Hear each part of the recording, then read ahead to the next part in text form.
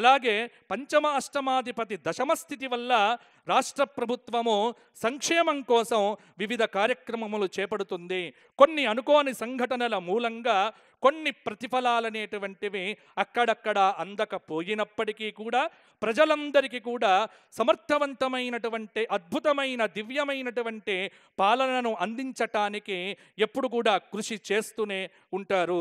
ఇక జగల్లగ్నాన్ని గనక పరిశీలించి చూస్తే మేష సంక్రమణం కుంభలగ్నంలో ప్రవేశం కాబట్టి జగల్లగ్నం కుంభలగ్నం, లగ్న ద్వాదశాధిపతి ధనస్థానంలో పంచగ్రహ కూటమి, ధన ఏకాదశ అధిపతి చతుర్థంలో ఉండటం, తృతీయ దశమాధిపతి షష్టమ స్థానంలో నీచలో ఉండటం, చతుర్థ భాగ్యాధిపతి ద్వితీయంలో ఉండటం, పంచమ అష్టమాధిపతి ద్వితీయంలో ఉండటం, షష్టమాధిపతి భాగ్యంలో ఉండటం, సప్తమాధిపతి ద్వితీయంలో ఉండటం. ఇది గ్రహస్థితి. ఇంత టర్మినాలజీ నేను ఎందుకు చెప్పాను అంటే ఏదో ఆషామాసిగా రాసుకున్నటువంటిది కాదు. ఇది ఖచ్చితంగా గ్రహాలను లెక్కబెట్టే ఇక్కడ కూర్చొని మాట్లాడుతున్నాం. కానీ మా నుండి వచ్చేటువంటి ప్రతి మాట శాస్త్ర ప్రమాణంగా చెప్పేటువంటిదే. గాలి మాటలు ఇంకో మాటలు ఈ వేదిక మించి ఎప్పుడూ కూడా మీకు రానే రావు. కాబట్టి టర్మినాలజీ మీకు అర్థము కాదు.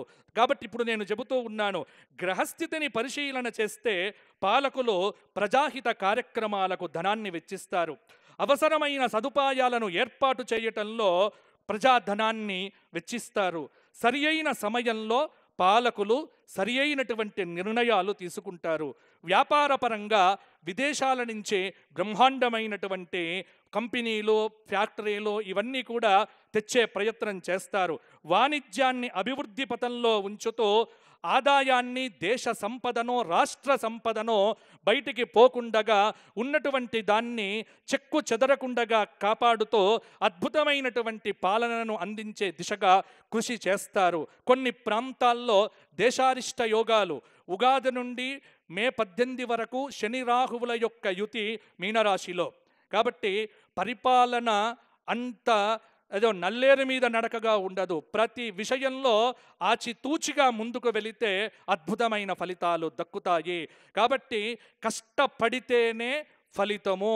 కష్టాన్ని నమ్ముకొని భగవత్ భావనతో భగవద్ ఆరాధన చేస్తే భగవద్ అనుగ్రహము చేత ఆ రామచంద్రమూర్తి కరుణా కటాక్షముల చేత ఒక్క సూత్రం చెబుతున్నాను. ఏంటంటే ఇది తెలంగాణ ప్రజలందరూ కూడా తెలుసుకోవాలి. ఏమిటి అంటే ఈ సంవత్సరం ఆదివారం వచ్చింది కాబట్టి రాజవరయ్యారు, సూర్యుడయ్యాడు కదా. మరి సూర్యుడు బాగుండాలి, రాజు బాగుండాలి అంటే ఏం చెయ్యాలి అంటే స్త్రీతైల మధుమాంసాని ఏ త్యజంతి రవేర్దినే నవ్యాదిశోక దారిద్ర్యం సూర్యలోకంచ గచ్చతి. ఆదివారం నాడు తెలంగాణలో చుక్కా ముక్కా ముట్టుకోకపోతే బ్రహ్మాండంగా ఉండబోతోంది. కాబట్టి చుక్కలకు ముక్కలకు ఆదివారం దూరంగా ఉంటే అధికారులు కానీ నాయకులు కానీ ఎటువంటి ఇబ్బందులు ఉండవు. ఎందుకంటే ఆరోగ్యం బాగుంటుంది, రాష్ట్రం బాగుంటుంది, భగవంతుడు అనుగ్రహిస్తాడు. ఇది శాస్త్రము చెప్పింది సుమా, నేను చెప్పట్లేదు సుమా, ఇది శాస్త్రంలో చెప్పినటువంటి మాట. కాబట్టి ఏ త్యజంతే, రాజు చక్కగా పరిపాలన చెయ్యాలి అంటే ఆదివార నియమం పాలకులు పాటించాలి, ప్రజలు పాటించాలి. ఆదివారం నాడు మాంసాహారాన్ని విసర్జించి సూర్య నమస్కారములతో ఆదిత్య హృదయాది స్తోత్ర పారాయణములు చేసినటువంటి వ్యక్తి శక్తిమంతుడవుతాడు, చక్కటి అనుగ్రహాన్ని పొందుతాడు. ఇక రెండవది ఏమిటి అంటే ఉగాది నుండి రాహుకేతువుల మధ్య మిగతా గ్రహముల యొక్క స్థితి కారణంగా పంటలకు కల్తీ చీడ పట్టవచ్చు. కాబట్టి అవినీతి నిరోధక శాఖ వాళ్ళు కావచ్చు, లేకపోతే కల్తీలను కనిపెట్టేటువంటి శాఖలు కావచ్చు, వాళ్ళు చాలా పని పెట్టుకొని వారు ఉంటేనే కార్యక్షేత్రంలో పంటలు బాగా పండుతాయి. నకిలీ విత్తనాల గొడవ ఎక్కువ కావచ్చు. విత్తనం బాగా అందితేనే రైతు రాజవుతాడు, రైతు రాజైతేనే మన రాష్ట్రం బాగుంటుంది. కాబట్టి తెలంగాణ తల్లి చేతిలో అద్భుతమైనటువంటి మనం బతుకమ్మను చూడాలి అంటే మనందరిని బతికించే ఆ బతుకమ్మ తల్లి చక్కగా మంచి పంటలను పండించాలి. అలాగే 7 జూన్ నుంచి 28 జూలై వరకు కుజకేతువుల యొక్క యుతి. ఇక్కడ పంటలకు నష్టం కలగవచ్చు. అలాగే 27/7/2025 నుంచి ఆగస్టు 20/2025 వరకు గురు శుక్ర సమసప్తక స్థితి. వింధ్య పర్వతం, కావేరీ నదిల మధ్య కొంత ప్రజలు బయటికి వెళ్తే బాగుంటుంది, అక్కడ విపరీతమైనటువంటి ఇబ్బందులు వచ్చే అవకాశం ఉంది. అలాగే జూన్ 13 నుండి నవంబర్ 28 వరకు మీనరాశిలో శని వక్రాన్ని పొందుతూ ఉన్నాడు.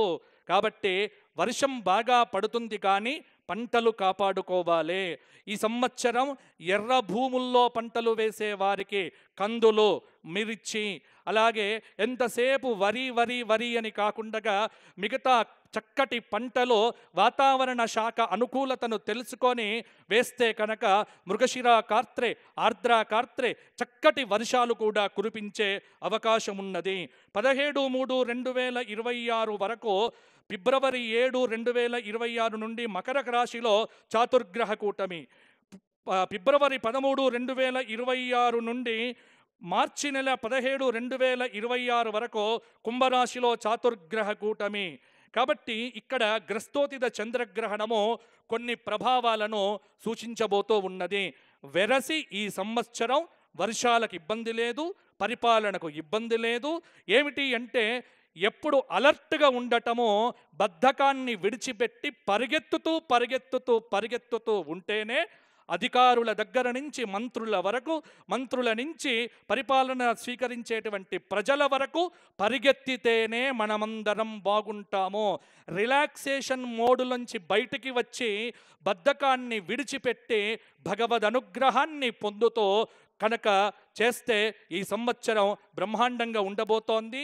ఇక గ్రహణాల విషయానికి వస్తే సంపూర్ణ చంద్రగ్రహణము సెప్టెంబర్ 7వ తేదీ 2025 పూర్వ ప్రోష్ఠపద నక్షత్రంలో కేతుగ్రస్త సంపూర్ణ చంద్రగ్రహణము రాబోతోంది. ఈ గ్రహణం కూడా మనకు తెలంగాణకు కొద్ది మంచి ఫలితాలనే ఇవ్వబోతోంది. అలాగే విశేషమైనటువంటి రాహుగ్రస్త చంద్రగ్రహణము మార్చి 3, 2026 పూర్వ ఫల్గుని నక్షత్రయుక్త రాహుగ్రస్తోదయ చంద్రగ్రహణము. ఇక్కడ కూడా ఈ గ్రహణము కూడా అంటే వచ్చేటువంటి గ్రహణాలు కూడా మనకు తెలంగాణకు మంచి ఫలితాలే ఇవ్వబోతూ ఉన్నాయి. సరస్వతీ నది పుష్కరాలు 15/5/2025 వైశాఖ బహుళ తదియ గురువారము నుండి మిథున రాశిలోకి గురువు అడుగుపెట్టడం వల్ల సరస్వతీ నదికి పుష్కరం రాబోతూ ఉన్నది. మరి భారతదేశంలో సరస్వతీ నది ప్రవహిస్తూ ఉన్నటువంటి ఏకైక చోటేమిటి అంటే మా తెలంగాణలో కూడా ఉంది ఆ వైభవం. మీరు కుంభమేళాకు అక్కడికే పరిగెత్తాల్సిన పని లేదు. తెలంగాణలో కూడా కుంభమేళా చెయ్యవచ్చు. ఎక్కడ? కాళేశ్వర ముక్తేశ్వర భవ్య దివ్య ఆనంద స్వరూప ఒకే పానవట్టం మీద 2 శివలింగములు కూర్చున్నటువంటి కాళేశ్వర ముక్తేశ్వర క్షేత్రంలో సరస్వతీ నది అంతర్వాహినిగా ప్రవహించబోతోంది. కాబట్టి అందరూ కూడా ఆ పుష్కరాల్లో స్నానం చేసి కుంభమేళాలకు సంపాదించిన పుణ్యం కంటే కూడా ద్విగుణీకృత పుణ్యాన్ని సంపాదించుకోవలసిందిగా కోరుకుంటూ, ఇక ప్రధానంగా చిట్ట చివరికి ఏమిటి అంటే అందరూ ఎదురు చూస్తున్నారు, మా రాశి ఎలా ఉంది, మా వాసి ఎలా ఉంది. దీని గురించి ఒక్క మాట నేను చెబుతాను. చాలామందికి ఏమిటి అంటే ఆదాయ వ్యయాల మీదనే లెక్క, రాజపూజ్య అవమానాల మీదనే లెక్క. కానీ మా జ్యోతిష్శాస్త్ర పరంగా ఇవన్నీ ఎందుకు అంటే మిమ్మల్ని కాస్త ఎంకరేజ్ చెయ్యటానికే తప్ప ఇది పట్టుకొని మీరు నీరసించిపోకండి. ఎందుకంటే ఒక్కొక్క పంచాంగకర్త ఒక్కొక్క రకంగా రాసే అవకాశం ఉంది. కాబట్టి అన్నింటినీ సమన్వయం చేసుకొని మీ వ్యక్తిగత జాతకంలో మంచి దశలు నడుస్తూ ఉంటే ఈ గోచారంలో ఇప్పుడు పెద్దగా ఇబ్బందులు అనేటువంటివి మీకు ఉండవు. ఇది తెలుసుకోండి. మేషరాశి ఆదాయం 14, వ్యయం 11, రాజ్యపూజ్యమై